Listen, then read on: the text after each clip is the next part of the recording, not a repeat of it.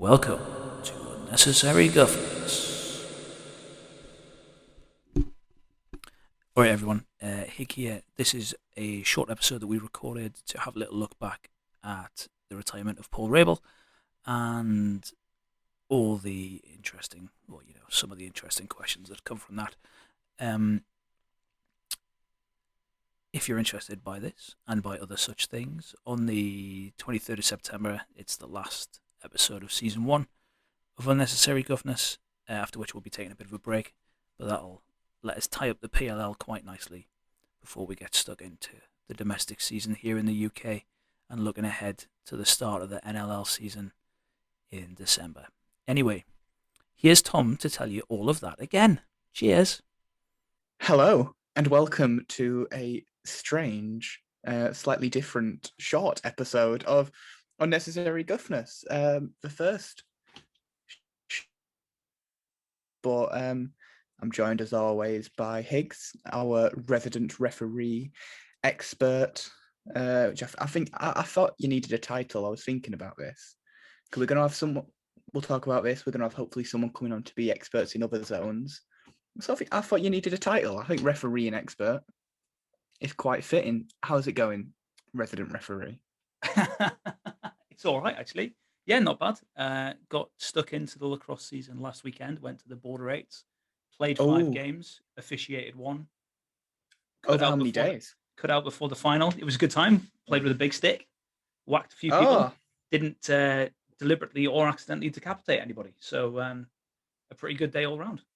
Oh, well and good. How many days was that? Those 5 games over? Just one day? Just one day, yeah. So long day. 15-minute games, 7.5 minutes each way, with a 2-minute break at half time. It was good. Yeah, it was pretty. It was a long old day. Like when considering we left at 8 a.m.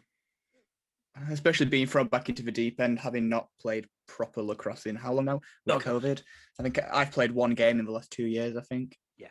A year and a half. But yeah, so it is good that English lacrosse back over here is getting started up again. That is something we'll definitely be discussing. But would you like to just inform the listeners what this little segment is all about and why we're doing this, why we're not doing a full show?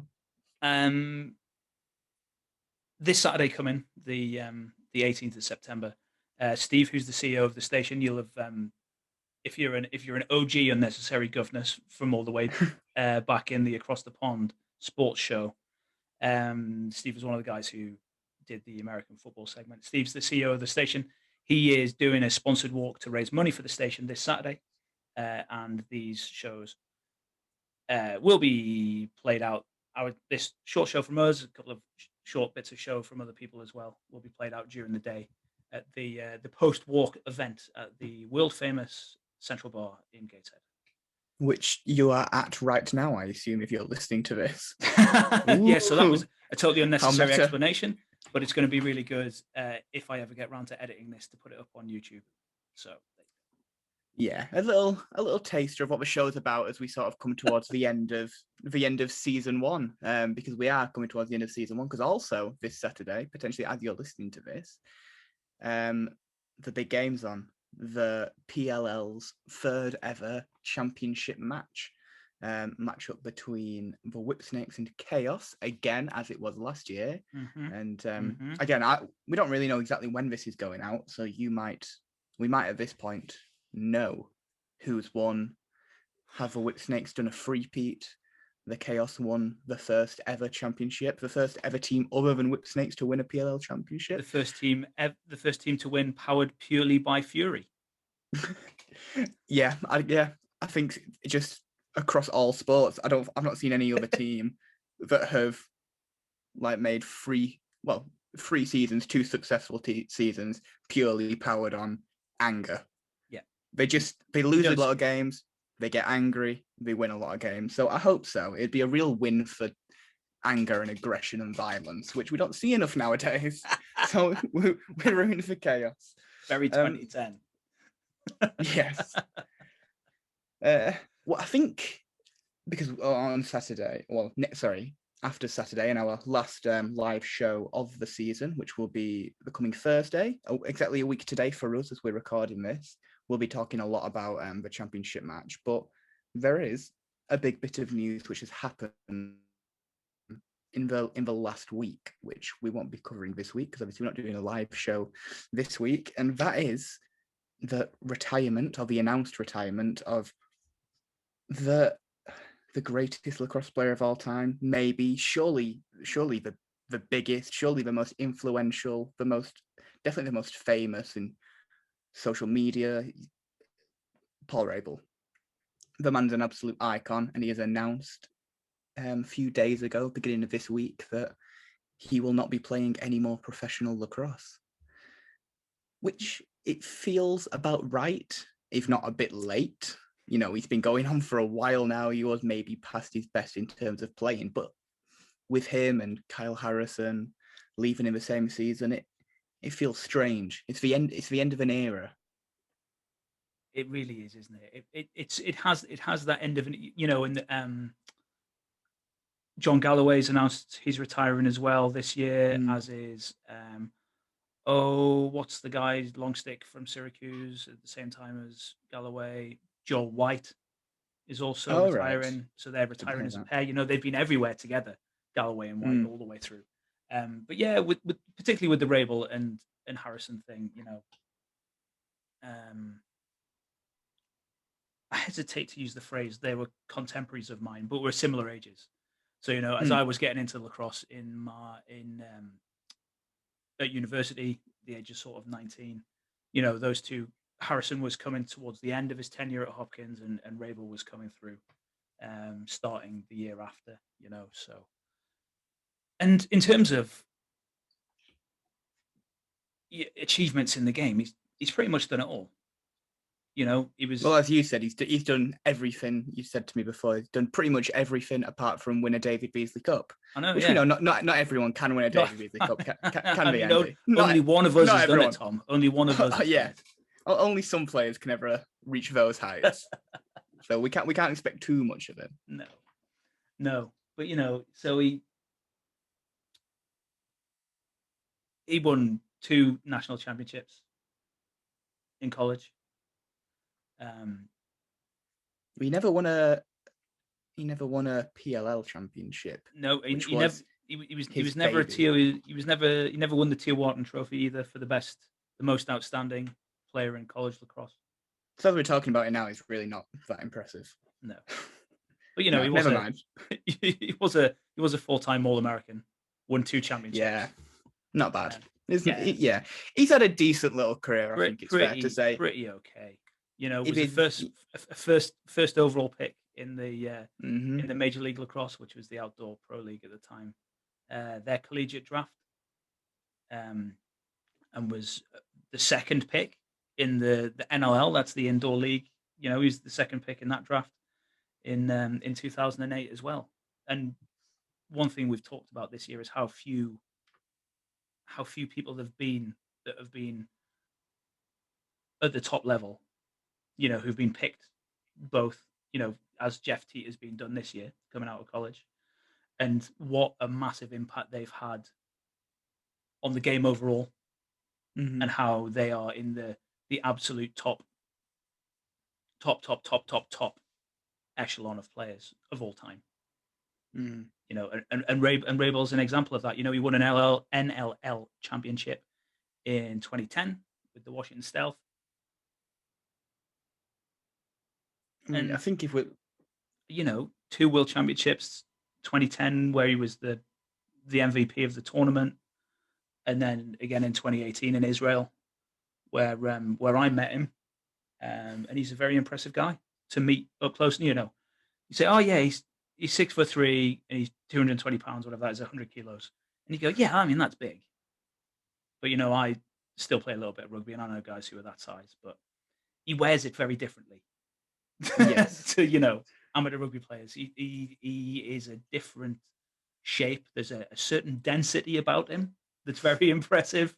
You know, when you meet him personally, you know, you just meet some guys who, even if they're not that, you just go, that guy's in pretty good shape. You can tell just by sort of you know, even at this grand old age of 30 something, you know, still in very impressive shape. You know, he's still, you know, he not the greatest season of all time, but you know, we still saw glimpses of, you know, he looked like he was still playing at Hopkins at the time. That was it. I think if we need to talk about his achievements, we've got to talk about the PLL, which for people who don't know, we talked about the MLL, which was the Major League Lacrosse. Professional lacrosse did exist before the PLL, but Paul Rabil put a stop to that. Basically, the MLL was the major professional lacrosse league, which had a lot of flaws. It wasn't perfect. So Paul Rabil and his brother Mike Rabil created a whole new league, which is now the only league who apparently, you know, inverted commas, merged with the MLL. We didn't. MLL just basically disappeared because this one's better for the modern era of lacrosse. And it has changed. I think it undoubtedly has changed the game. It's, you know, we've talked a lot about in the last episode about how much of that growth is still happening, how much we can expect it to happen, but it will go down in history as one of the biggest moments in lacrosse history. You know, the formation of this new league, and you know, in a big way because of that, he's really been the face of the sport for the last 3 years, definitely. You know, probably the last 5-10 years. And one of the debates I keep seeing a lot of, I don't know how important the debate is, but I'd like to hear your take on it, is now that he's, you know, he's still going to be around, obviously, you know, he's still the CEO of a league or whatever, you know, that might be Mike Rabil, I don't know, but he still basically owns and runs the league. Now he's not playing, who is the face of lacrosse on the pitch? Who is going to take that mantle as being the bit, you know, the Cristiano Ronaldo or Lionel Messi of lacrosse, you know, still playing? Who's that guy? Because I can't think of anyone. I can't think of anyone who really, you know, comes close to Paul Rabil. Not in terms of how good they are as a player, but in respect of their personality, their demeanor, what they do for the sport on and off the pitch. And I don't know who that's going to be, and I don't know if it needs to be someone. That is a tremendous question. Rabil being the face of the sport is built on his ability and his work ethic. You know, in terms of professional lacrosse, he provided a whole new standard of professionalism at that time. He was one of the first guys to really try and make his living from lacrosse. I mean, don't get me wrong, there were guys beforehand. You know, there were guys with the PLL, he made sure that other people could make a living from exactly as well, lacrosse as well. So much of that was built on him being a dominant player.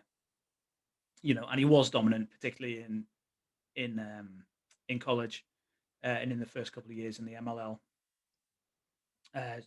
Through the 2010 World Championships. You were there, Tom. You won't remember because you were nothing but a child.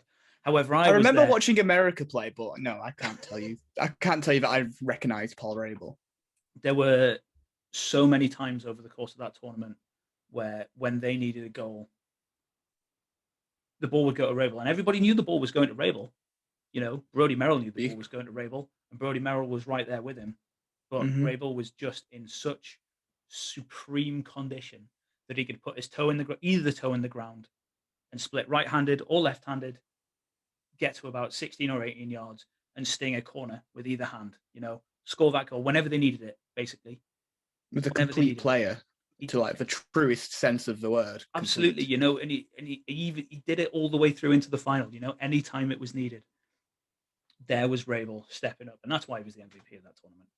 But I mean, in terms of like, you know, playing level, you know, you still look at people like Lyle Thompson, you know, who's, you know, up there as one of the biggest names in the sport, but I don't think he has that same personality. I don't, you know, he doesn't bring the same, you know, demeanor about him when you watch interviews. He doesn't, you know, command himself as I am Mr. Lacrosse. No, I don't, like, from what I know of Lyle, and I've met him, but I never really spoke to him. You know, we met purely on a sort of like he was a captain, I was referee sort of thing. I don't think he has any desire to be the face of lacrosse.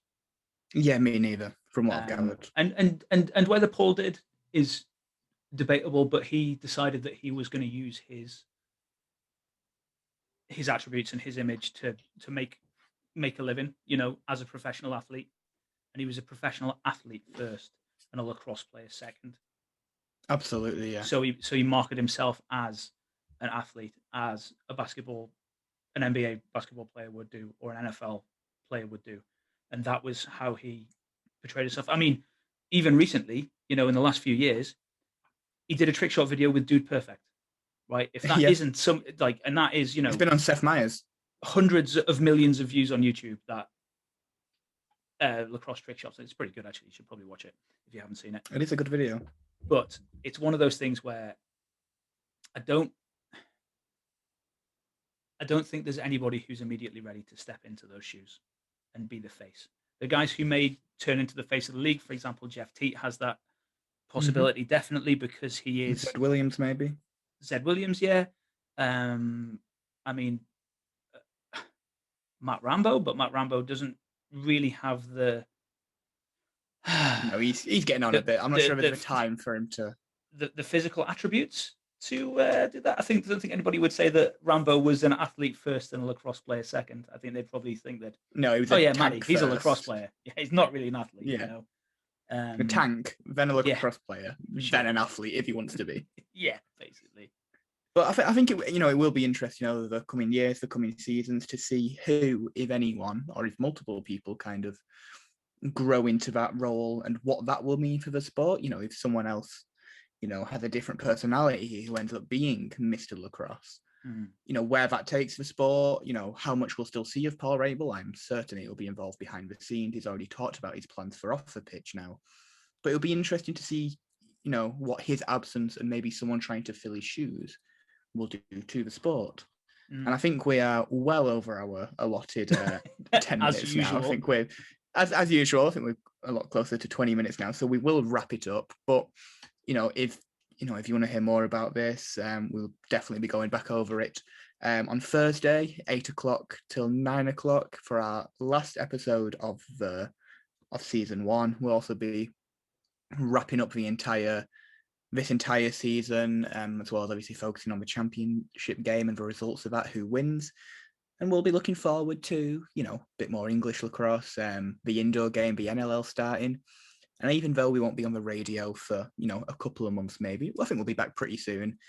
Make sure you keep an eye out on our socials. You can search Unnecessary Guffness on Twitter, which we don't use much, Instagram, which we use a bit more, and YouTube, which we'll hopefully be using more when we're not on the radio. And Facebook as well, which we do have. And Facebook. Often forget about. Yeah, I forget we've got that. So make sure you give us a follow. We'll be continuing this conversation and going over a lot more, I'm sure, on Thursday. Stay tuned. Watch more lacrosse. Thanks for listening. Thank you.